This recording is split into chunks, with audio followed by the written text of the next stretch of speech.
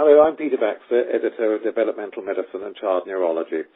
It's a great pleasure to introduce this podcast where we're going to be discussing two papers, Recent Trends in Cerebral Palsy Survival, Part 1, Period and Cohort Effects, and Part 2, Individual Survival Prognosis, both written by Jordan Brooks, David Strauss, Robert Chevelle, Lynn Tran, Louis Rosenblum, and Yvonne Wu.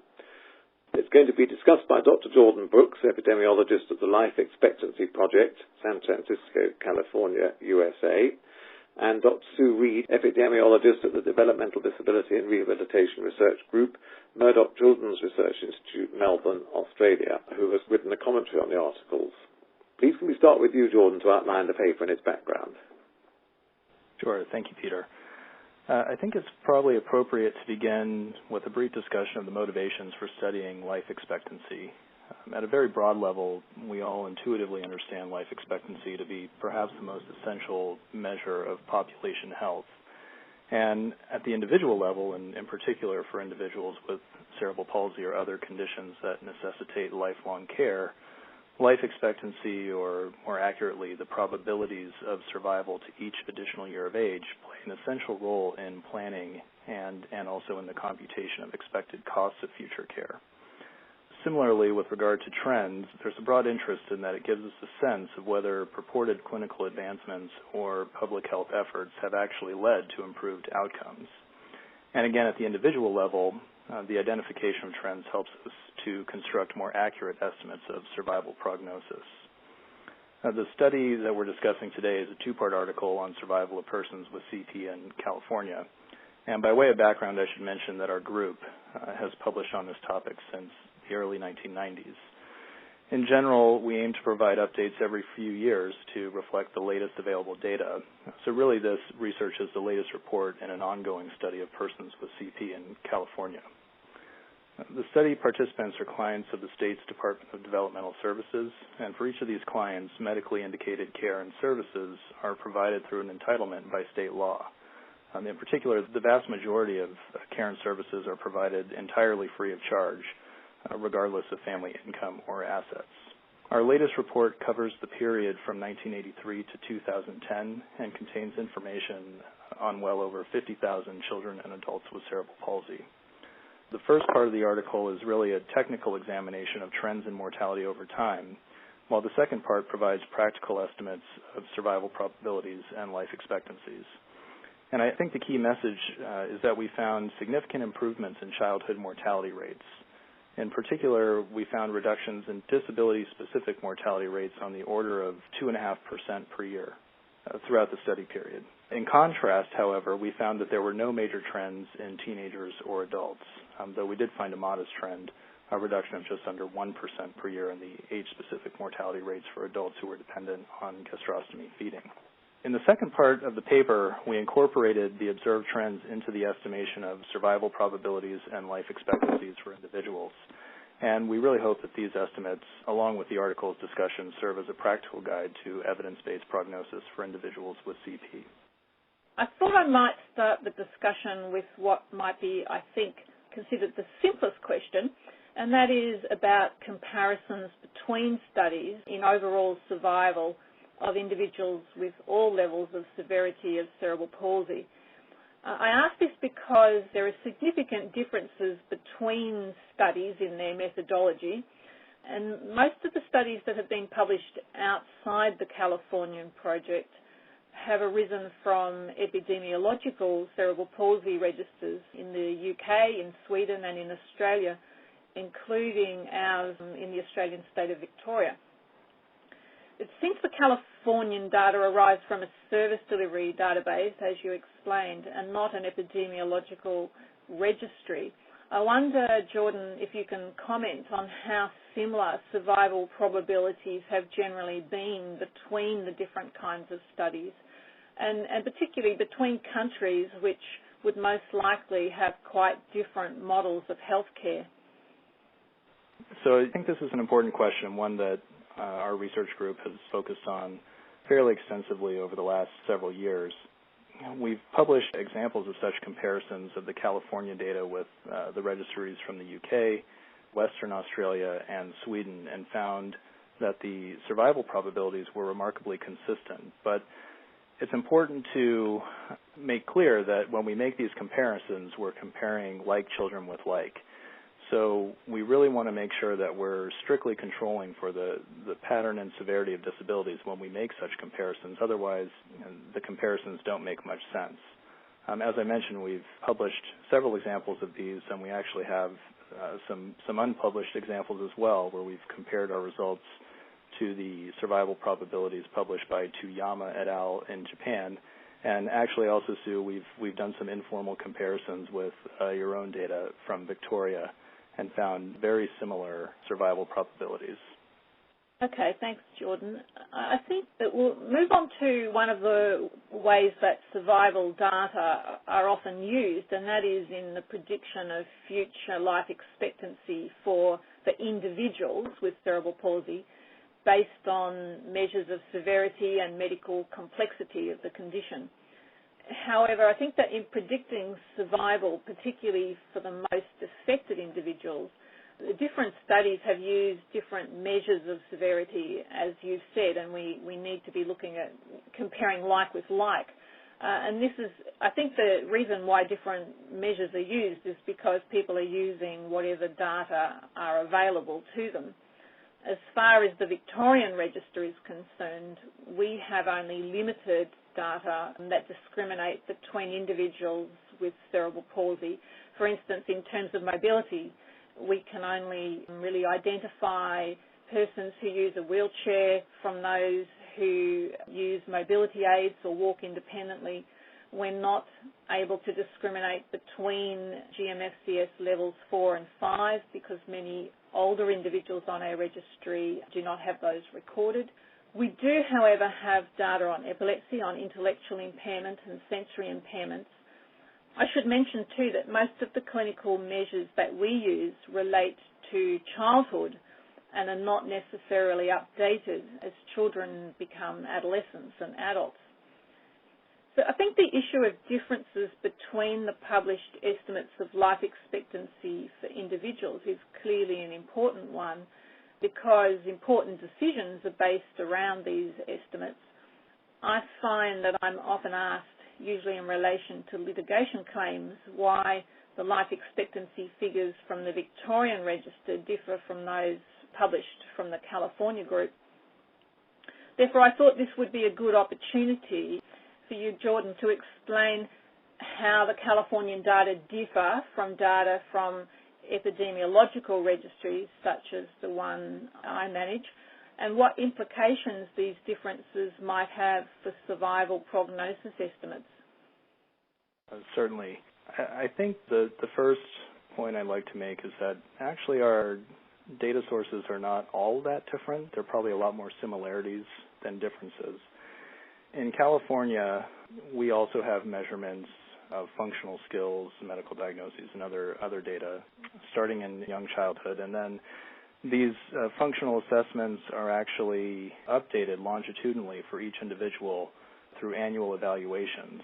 So I guess this is a little different in that we do have these age-specific measures of functional skills updated over time. However, we can also look at survival based on the functional skills measured at or around, say, age 5, as you do in the Victorian Registry. So in that sense, we are able to make some valid comparisons. In terms of how the data differs, it may be best to start by explaining that our data is collected through a standardized questionnaire called the Client Development Evaluation Report. And this records, I think, over 200 items related to medical diagnoses, functional skills, and special health care requirements like the need for a feeding tube and other aids. And these assessments have been validated against individual medical records. I think the key bit here is that we just have a lot of information on some of the more basic motor function items. So, for example, Sue, you mentioned that in the Australian data, you have very limited information. For example, ambulation is the primary measure of mobility, but in California, we have much more detailed information on the basic gross motor items like standing, crawling, sitting, rolling, and head control. And these seem to be absent in some of the other registers. And we've observed that the survival can depend very strongly on some of these very basic gross motor items. And so in our papers, we've made distinctions in the life expectancies for children based on differences at these very low levels of gross motor function that just haven't been made in some of the studies from other countries. And I think for this reason, because we have such detailed information on these very basic items, the California prognosis results are often more helpful in discussing the outcomes for children with very severe disabilities. But on the other hand, I think the big limitation of the California system is that it is service-based. So at the other end of the spectrum, we won't have any information on persons whose disabilities are so mild that they don't require specialized services for their CP. And I think that for these children, the epidemiological registers are certainly a better source of information. I think I've come to the conclusion that there are probably advantages in being able to consider all the available estimates of survival, particularly when they're done in conjunction with a comprehensive physical assessment in making survival predictions for particular individuals. Do you agree with that, Jordan, or do you think that there are more advantages in the more detailed information available from California? Well, I don't think that those options are mutually exclusive. I certainly agree that when you're discussing evidence-based prognosis, then all of the relevant evidence should be considered. And I think that there is merit in the argument that local data should be preferred for local cases, sort of other things being equal. And what I mean by that is if indeed the studies from the local registers properly capture an individual's pattern of disability, which I think we all agree is the most important factor for prognosis, then I think there's something to be said for using the local data. The difficulty is when you have cases for which the individual is much worse or much better than the average of the comparison group considered. And that's true not just for the Australian registers, but also the California registers. So certainly within the comparison groups that we've studied, there's still a range of severity, even within the very narrow groups that we've studied.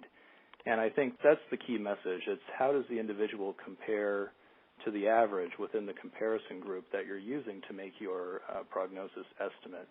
And if the individual's condition, overall condition, is better than the average, then I think you need to make some upward adjustment to the survival probabilities and life expectancies. And conversely, if they're worse than average, you need to make a downward adjustment. So to answer the second part of your question, I think that when the California data is able to better capture an individual's pattern of disability, then yes, I think there's something to be said for preferring or at least giving higher weight to that evidence. But certainly all relevant evidence should be considered. Thanks, Jordan. I think that's probably very useful information for people who are making those predictions fairly frequently.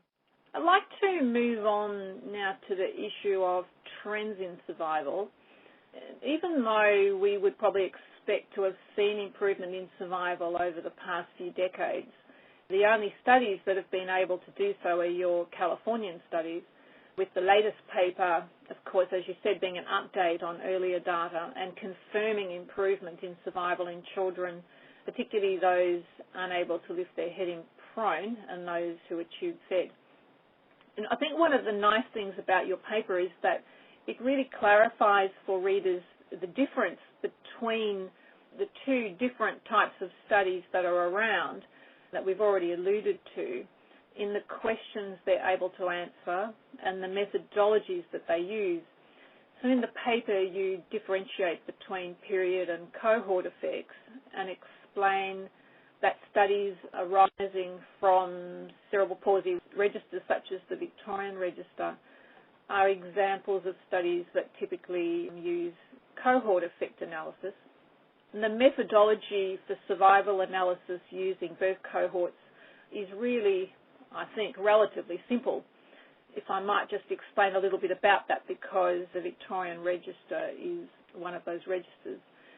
So what we do is, using a variety of data sources, we try and identify as early as possible all children who fit the definition of cerebral palsy who were born in a defined geographical area and from a particular birth year. We confirm the diagnosis and collect clinical information on each child usually at around age 5. And then we use data linkage with mortality databases to identify persons who have died. So in the case of the Victorian Register, only deaths occurring in Australia are actually ascertained. So the study cohort only changes really if new cases are identified, and in some cases if the child is no longer deemed to have cerebral palsy. But it doesn't change when people move in or out of the area or according to whether or not they receive services. So the cohort effect analyses are therefore, as you state in the paper, able to ask the question that whether mortality rates across the lifespan are lower for persons born in more recent calendar years compared to earlier years. And that is irrespective of other changes that may have occurred, such as changes in severity over time or in treatment opportunities.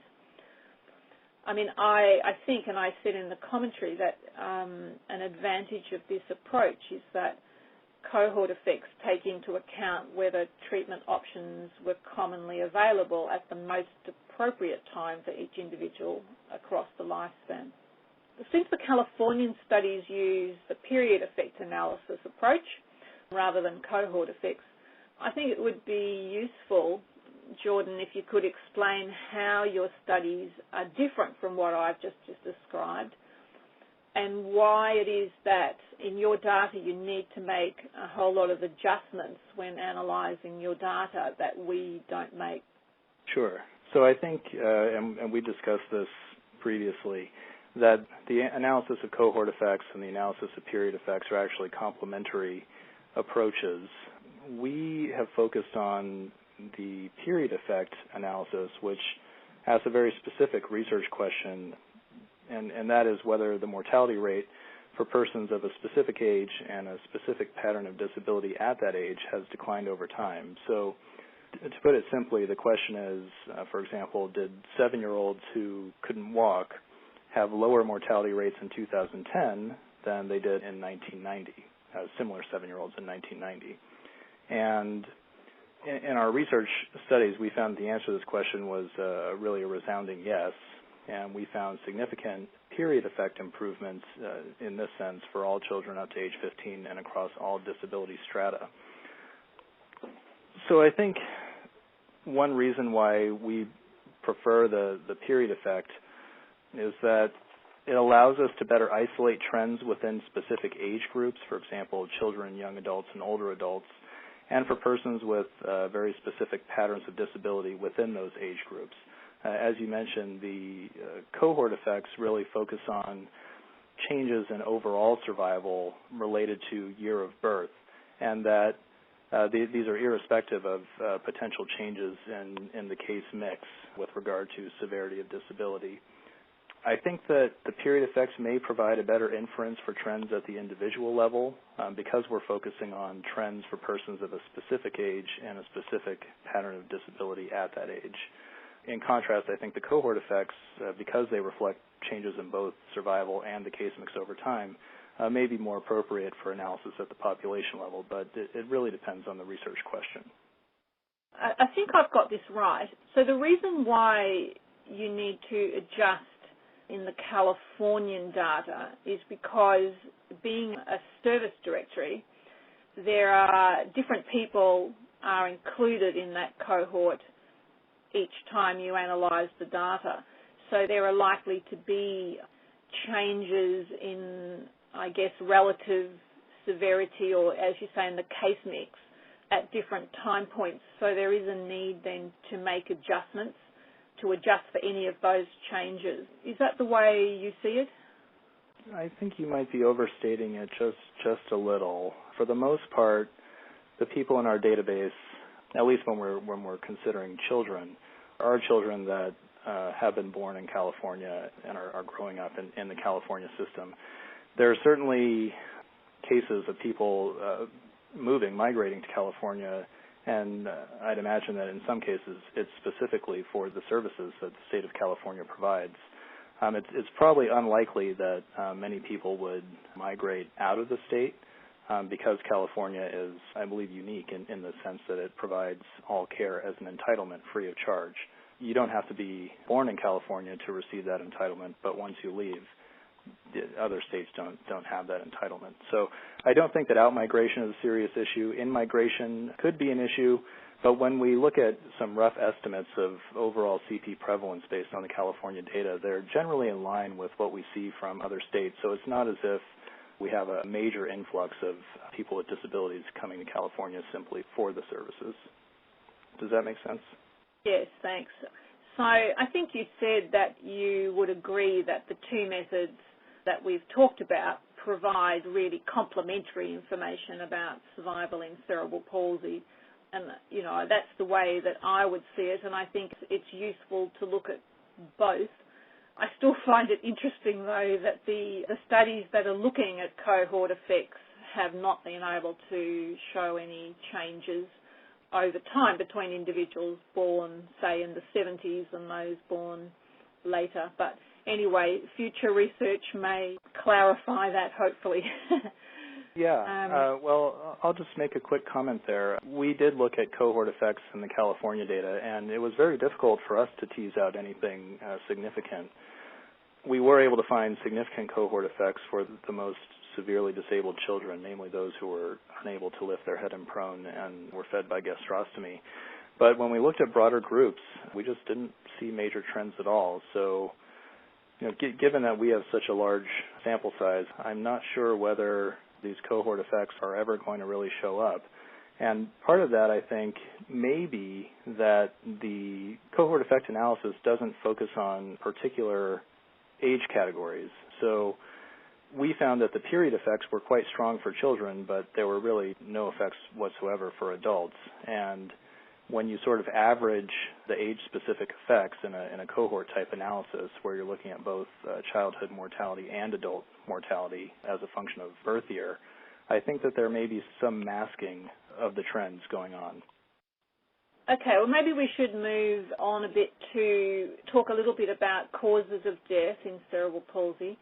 I think it's fair to say that regardless of whether or not we identify improvements in survival over time, we still have a long way to go in understanding causes of death in cerebral palsy and how causes of death might relate to trends in survival.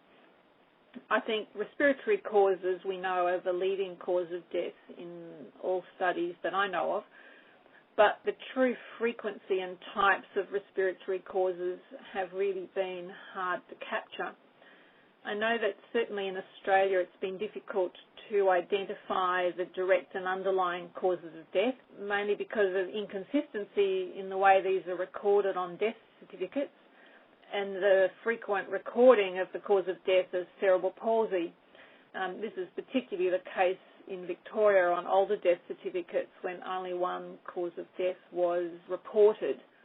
So perhaps, Jordan, you would like to describe now what your group has done with respect to causes of death in cerebral palsy, what the problems you have come across with this, and what you might be planning to do in the future. Yes, so I think it's safe to say that everything that you said about difficulties with cause of death studies in Victoria also apply here in California. The big issue, as you mentioned, is that quite often the underlying cause of death is simply listed as cerebral palsy, and this is completely uninformative when we're trying to understand why people are dying prematurely and what the causal factors really are. I think the most recent study on cause of death from our group was from 1999, so I think we are due for an update, and we're planning to publish that update sometime next year. We've just sort of started the initial stages of that research. And in addition to looking at just the causes of death, which, again, give us an idea of how people die, I think the big question that we'd like to answer is why. Why are people dying prematurely, and what are the causal factors driving the trends that we've observed as well? These sort of why questions or causal effect questions are both the most interesting and most difficult to answer. With regard to trends, I think the question really has to be framed within a broader context of trends in the general population. And I think you mentioned earlier that most people are aware that general population mortality has been declining over the last several decades and life expectancy has been increasing. And with this background, I think most people expect that persons with cerebral palsy should also see some improvements. And indeed, in children, we did observe annual declines in mortality that were very close to what's been observed in the general population here in the States. The much more interesting question, I think, and perhaps a clinical or even societal challenge, is addressing why there have been no major improvements for teenagers and adults with cerebral palsy, at least with regard to their life expectancy. And interestingly, our research group has found a similar lack of improvement in the life expectancies of adults who have other acquired neurological injuries, namely spinal cord injury and traumatic brain injury. So this is a major concern. We haven't seen any trends toward improvements in adults with neurological disabilities. And I think as a first step towards identifying the reasons for this lack of improvement, we need to start by looking at trends in specific causes of death. And unfortunately, in CP, often the cause of death is simply listed as CP. The underlying cause is listed as CP. And so we're hoping to actually alleviate that problem to some degree by considering multiple or contributing causes of death that are listed on death certificates. Again, we don't actually have any results yet, and so this is still an open question, and we're really looking forward to investigating this soon. That sounds very interesting, Jordan, and I must say, in terms of using multiple causes of death, the cause was listed as cerebral palsy. We certainly looked at other causes of death to explain what had really happened, so I feel that really one has to do that. But certainly I think it would be very interesting to be able to look at what has changed in causes of death over time. I think it will be difficult, but certainly I think it will be very interesting. Can I just say one thing then in winding up, and that is that I felt that in the past there's appeared to be some deal of misunderstanding around the differences between studies in methodologies used with respect to survival and life expectancy in cerebral palsy. But I really do feel that we're now getting a much clearer idea of what those differences are, what they mean, and how they can be used to complement each other in furthering our understanding. And I think this is really a great thing. Oh, yeah, I certainly agree. I think you put it very well. We've now come to the end of our podcast. Many thanks indeed to Dr. Brooks and Dr. Reid for a fascinating discussion on a very complex subject with important clinical implications. Just to remind our listeners, the articles are Recent Trends in Cerebral Palsy Survival, Part 1, Period and Cohort Effects, and Part 2, Individual Survival Prognosis, by Brooks et al. In the November 2014 issue.